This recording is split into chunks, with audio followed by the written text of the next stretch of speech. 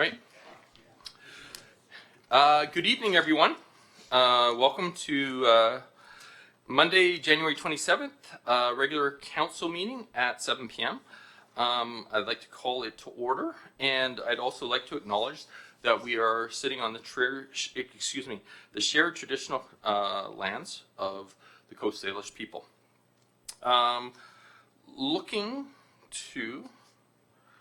I'm sorry, I'm looking at the wrong notes here. Moving on to, so I guess we are coming back in, right? Because we were already in camera. So did we recess and come back, or am I opening totally again? Because, okay, so I've called the order, like I'm on 3, which is to call the order, and then 4 is release of in-camera resolutions. So we haven't done that early before, so I will do it then. So I would like to advise the public that there are some in-camera information. Well, it's written in my notes.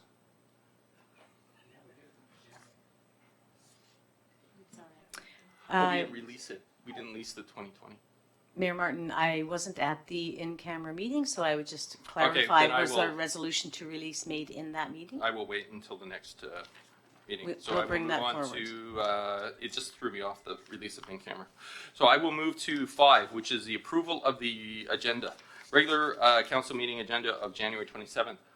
Moved by Councillor Parkinson, seconded by Councillor Day. Any changes or questions? Seeing none, I will call the question. All those in favor? Opposed? Carried. Public participation. For those at home, there isn't a large public here this evening. So I'm going to move on. Mayor's message. Nobody here, but I'm going to still do this. So a couple things that I would just like to share, more for the general public than for the benefit of council. We have just been nominated for the Open for Business Award. That award we've been shortlisted down to 3 people, or 3 communities, excuse me.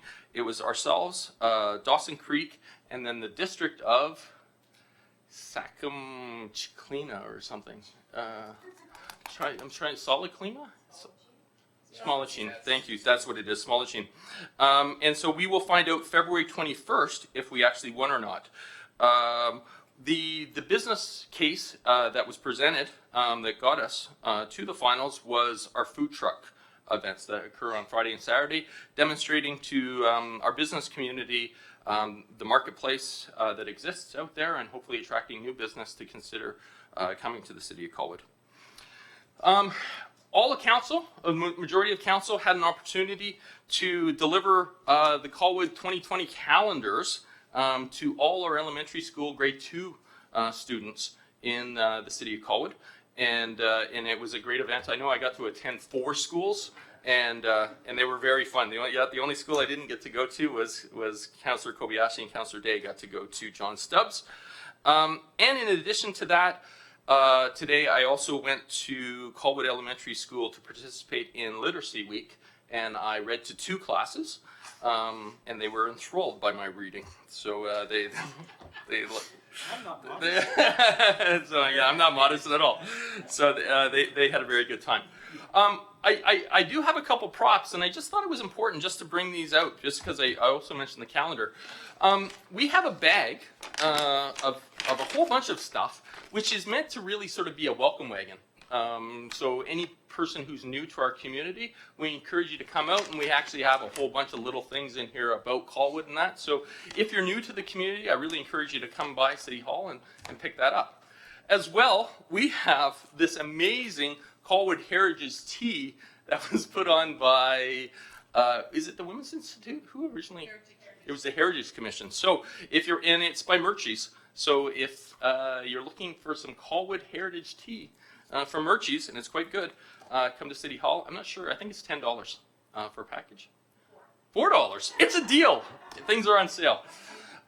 Also, if you need a recycling, this is where you pick up recycling now. You come to the City Hall, and you can pick up your recycling baskets with us.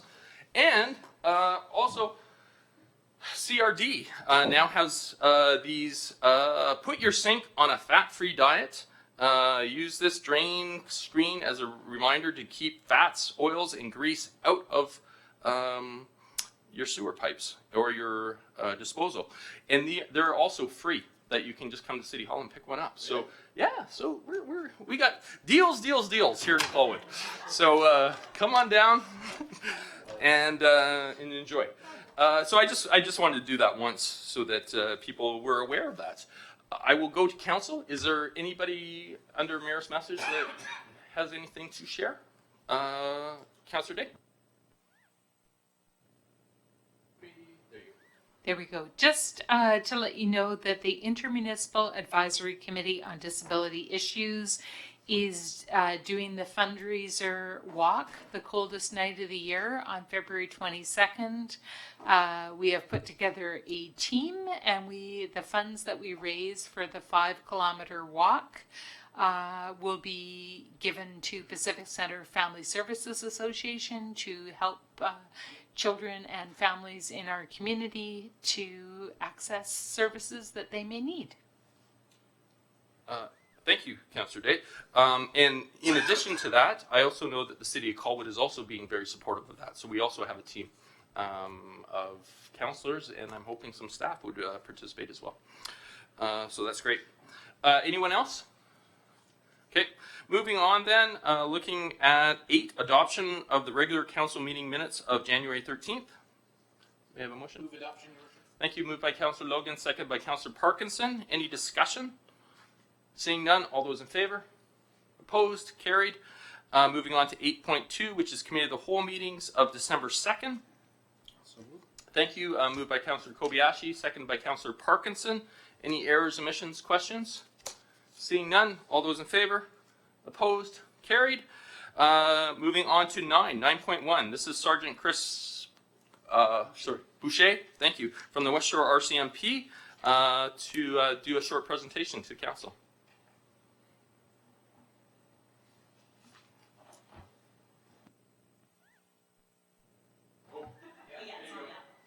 There we go. Thank you, Your Worship and Council. I will do my best to be very brief, but I'm here on behalf of the West Shore RCMP to present about a public safety partnership program that's being promoted by the West Shore RCMP. And I wanted to provide yourself and Council some information about the program and its successes in other communities and how it might apply here in the West Shore.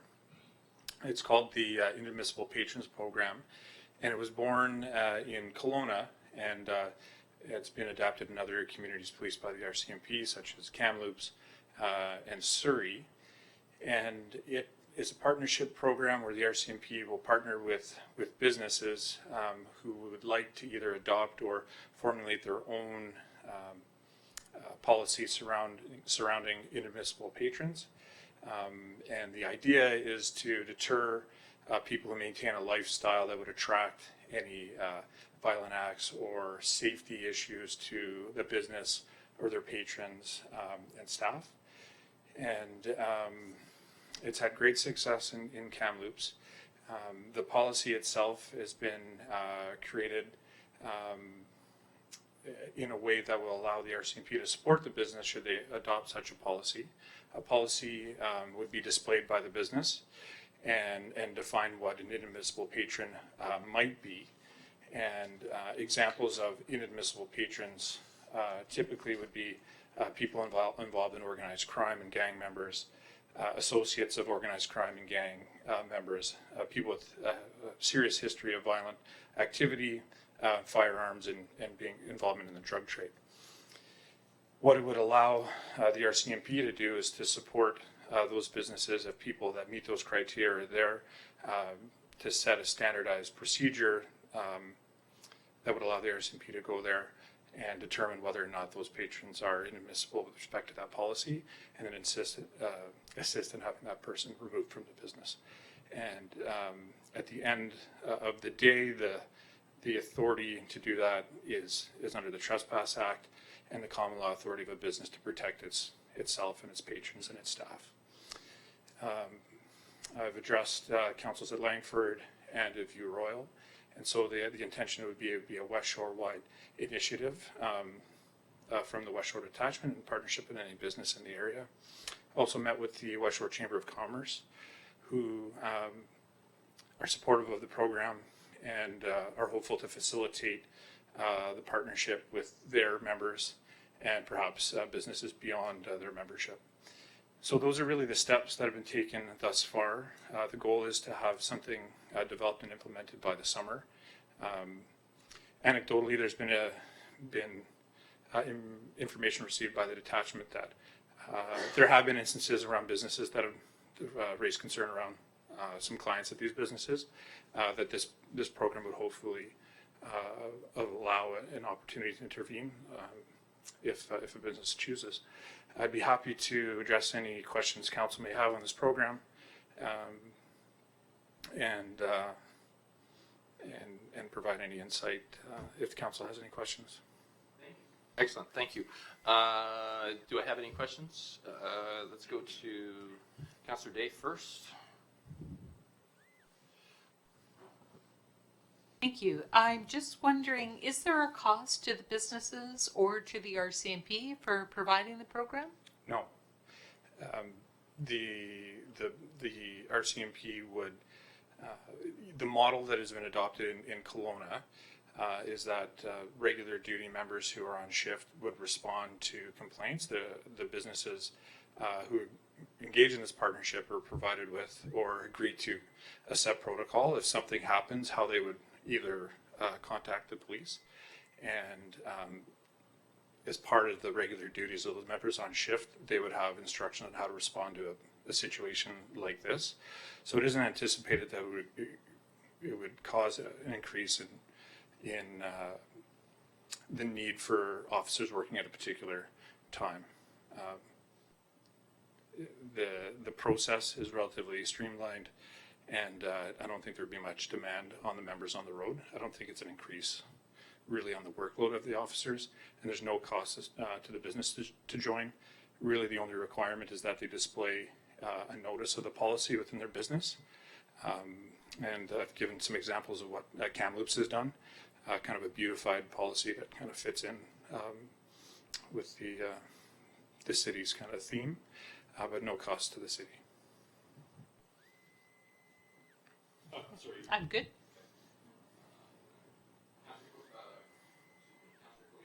Thank you very much, Your Worship. I just want to just thank you and congratulate you on a very proactive initiative. I think it's great.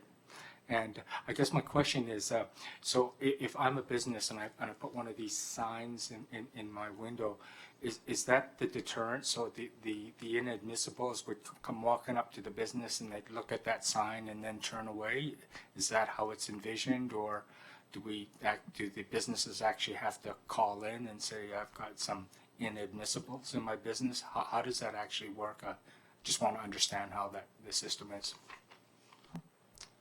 Thank you for your question. I think it could actually work, have both functions. One, it could become an understanding that this business has a policy around inadmissible patrons, and that could be publicized through the displaying of the policy, or even through media releases. However, if somebody attends the business that meets the category of inadmissible patron, the business would have the opportunity to follow that procedure and call the RCMP to have the policy enforced. There'd be no ask or requirement for the business to do any of the interaction with the inadmissible patron, and so we're cognizant of any kind of safety concerns that staff might have, and so the procedure would be that the RCMP do that entire interaction, and staff or managers, for example, wouldn't be involved on the business side.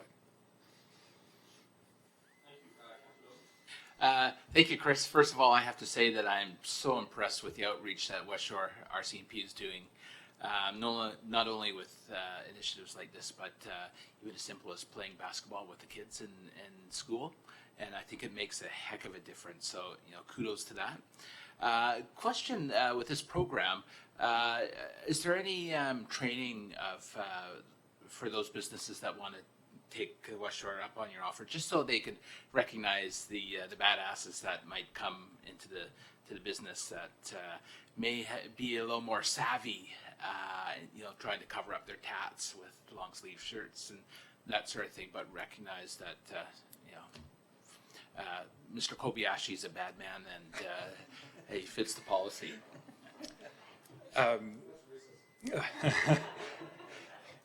Thank you, Councillor, for your question. On the information piece, the first thing that's been organized is the West Shore Chamber of Commerce is organizing an information session with their membership, and I'll present to them in a similar way that I'm presenting to Council now. And then I could foresee meetings moving forward with those businesses that do choose to engage in this partnership. There is, to your point, the opportunity for situations that are missed, that they go unnoticed, and the business, the onus wouldn't be put on the business to do any type of sleuthing or investigating. For them, it would be overt issues that are happening in their business, and this is an ability for them to respond or access to support. Officers often do licensed premise checks, so there's police officers that often go into establishments and do those checks. The way the policy is written is that if an officer himself or herself sees somebody that's an inadmissible patient or suspected to be, they could then engage and then follow the protocol. So all the onus would not necessarily be on the business. Excellent, thank you. So I guess I would look to staff. What council being supportive of the program to this point, how do we move this forward, or what are the next steps? Perhaps you could share with us, or staff could share with us. Would we expect to see this back at a council? Do you need direction? Thank you, Your Worship. A motion of support of the program. We could pass that along to the RCMP, although I'm confident they would hear it as they're in the room. Do I have one? Okay. Thank you. So Councillor Kobayashi, seconded by Councillor Parkinson. Any discussion? The motion was that we are in support of the program. Seeing none, I'll call the question. All those in favor? Opposed? Carried unanimously. Thank you. Thank you, Your Thanks for Worship. coming Thank you, Council. Moving on to 10.1 has been moved to the February 10th regular council meeting. So we're moving directly on to 10.2, which is council conference budget and approval for Federation of Canadian Municipalities. There is a recommendation before you in regards that council, we're looking for direction so that we would have an account for basically $4,000 for each councillor, which would be at their discretion of where they would choose to invest on which workshops they would like to attend and so on. Councillor Logan, did you want to speak to it at all? Thank you, Worship. No, I think it's pretty self-explanatory. Councillor Jansen and I did have a discussion earlier. Neither one of us is able to make the UBCM this year, and given that the federal government is shining a brighter light on municipalities, and that we have not generally attended the FCM in the past, and it looks like the city is positioning itself in such a way that we may want to lean on our federal partners for funding opportunities. We thought it would be a good opportunity this year to start engaging with the FCM, and timing-wise, because we haven't got that policy in place yet, timing-wise is pretty urgent in that the registration's already open, or just open for FCM, and hence looking for that pre-approval. Great, thank you. I will go to Councillor Parkinson next. Just for clarity, the $4,000, that would be the total for two of you, or is that each? Oh, I'm sorry. Yep. Thank you, Worship. Well, as per the, it would be each for the year. So it would be falling within policy, but just to give you some perspective, we expect to come in well below that because we're going to be bunking together and then looking for the cheap flight. So that would be at the very, very, very upper end. Councillor Logan, did you want to? Oh, excuse me, Councillor Day first. Councillor Day. Sorry, I just wanted to comment that I think it's good. Previously, only the mayor has attended FCMs, and Wait a second. you want to go to Toronto in June? No. I think there is a lot of benefit. As you may recall, when the FCM was doing their cross-country tour, I attended on behalf of Colwood Council to bring back information. There is a lot of advocacy work. Of course, out of FCM came the gas tax, and I can't think of what it is, but there's another really important program that's come out of there. A lot of the housing funding has been coming from the federal government as well. So it is a really good place to exert some pressure. And even though we're a small municipality, we're a country of many, many small municipalities. And I think there is a lot of grassroots thinking that could be drawn on to create programming that would benefit every other small municipality, much like Colwood. So I would be very appreciative of having members attend and advocate on our behalf. Great, thank you. And just before I look to Councillor Logan to move the motion, I just want to be clear, just because Councillor Parkinson mentioned it, what this recommendation is suggesting is that each councillor would have an account basically up to $4,000. So everybody, that it'll be among all seven. So all seven will have a $4,000 account that they can choose. Councillor Logan, do you want to move that? So moved. Thank you. Do I have a seconder? Second. Thank you, Councillor Day seconds. Any other discussion? Seeing none, and I'm assuming you're just moving the. Oh, excuse me, Councillor Kobayashi. It's just something that we talked about. I think the real value when we do this kind of thing is for the sake of calling it something, I'll call it a trip report, because we should all benefit from your attendance at the conferences, or if I was to attend a conference, and I'm not talking a full-blown college report here, just a summary of, what the key things are, and if any pieces of paper that you want to bring back that you think are pertinent and to share with council. I want that in this and actually. Oh, sure. So you. I'll be live tweeting. So Councillor Kobayashi has requested that this actually be built into the motion. So I would look to staff just for a suggestion on how best to word that. That a report comes back to council is how would that should be phrased.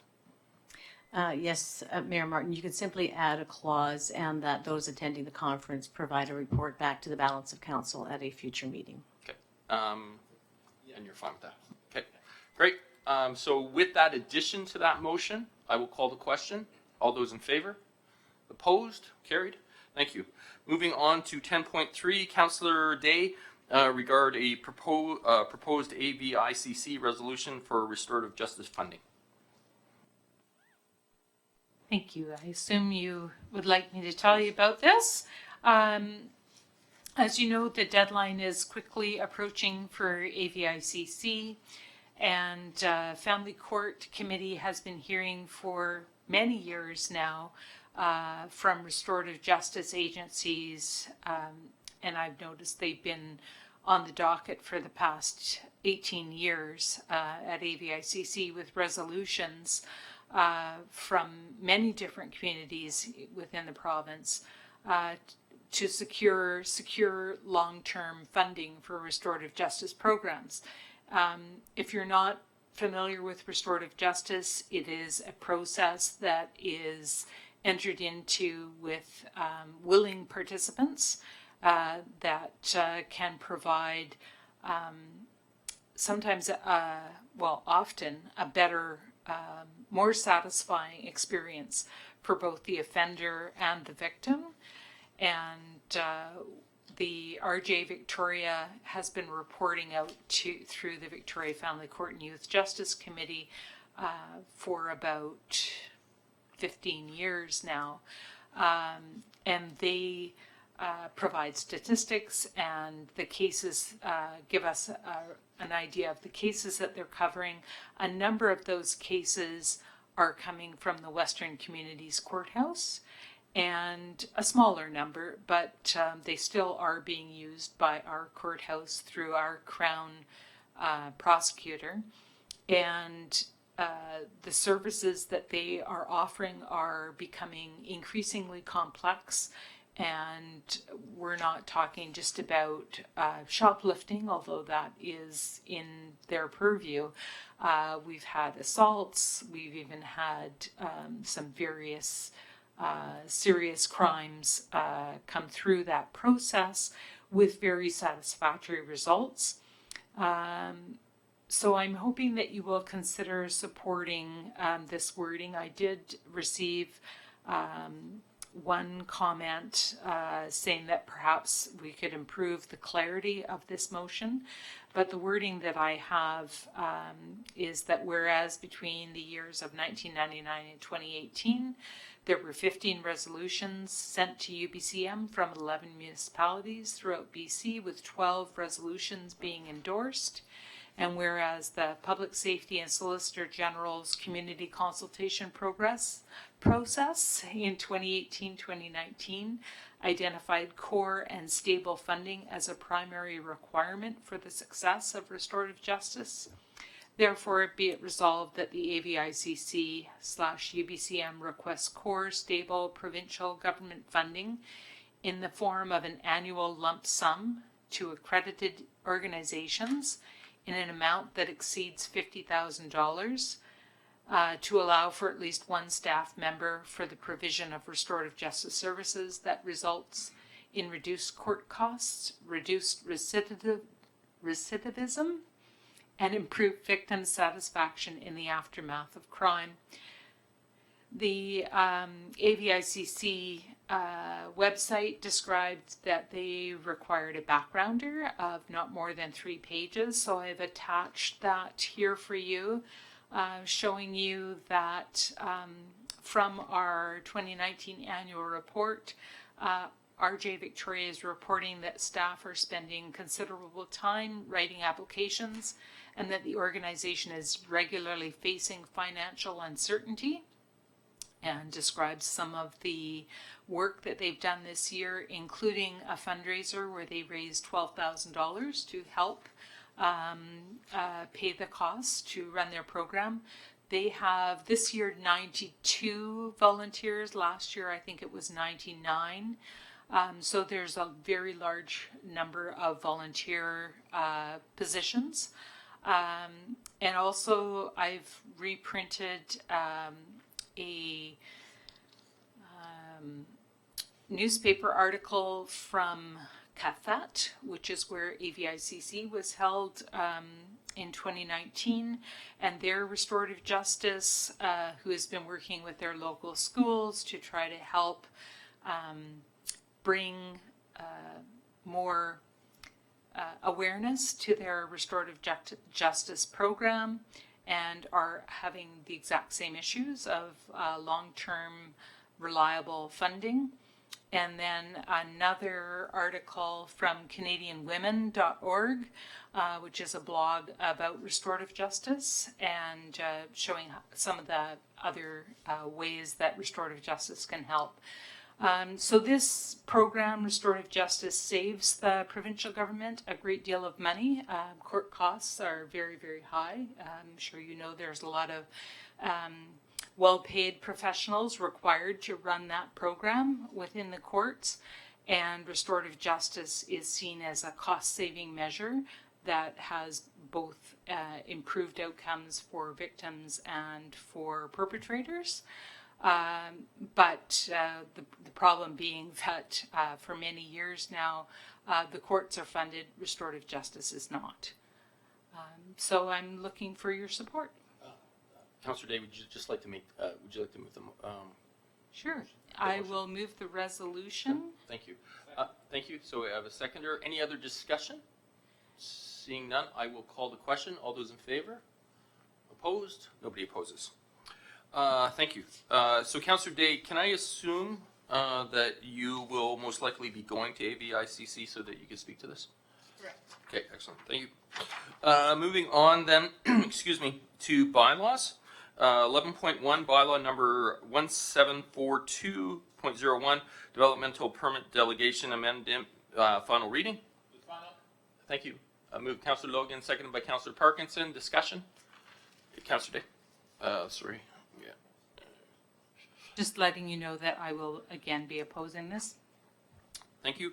All those in favor? Opposed? Councillor Day opposes. 11.2, bylaw number 1794, main sewer 3240 Metchosin Road, first, second, and third reading. Thank you. Moved by Councillor Kobayashi.